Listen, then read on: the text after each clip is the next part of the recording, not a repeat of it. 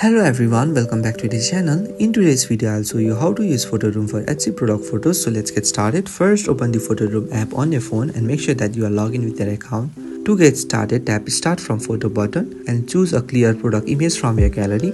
As soon as you select the image, product photo will automatically remove the background using AI and you will be redirected to a page with different editing tools. Unlike Amazon, Etsy allows more creativity, so you can just scroll through different templates available like Marvel and Wood, professional product imagery, and so on. Please make sure to review the formats available. After you find a format that you like, simply tap on it where it will open in the editor. Inside the editor, you can change the background image or color through the background icon, or if you want to add in shadow, you can simply tap shadow icon given, where there are three options: soft, hard, and floating. You can choose any. After you choose an option, click apply this shadow, where it will successfully apply the shadow in the image. If you want, you can also add text or small labels if needed through the text icon. Make sure to choose an style. After you choose any style, you can simply edit the text. You can also rearrange the text as well as change its color if you want. In order to resize the image, tap resize icon and choose a square or portrait layout which work best for Etsy product galleries. You can see that the layout is successfully applied in the image, and after all the editing, when your product photo look ready, tap save.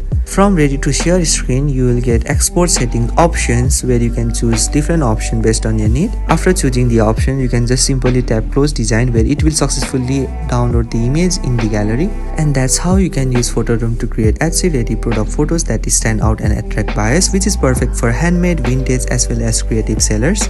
So if you find this video helpful, please do not forget to like and subscribe to the channel. Thank you for watching, and I will see you in the next video.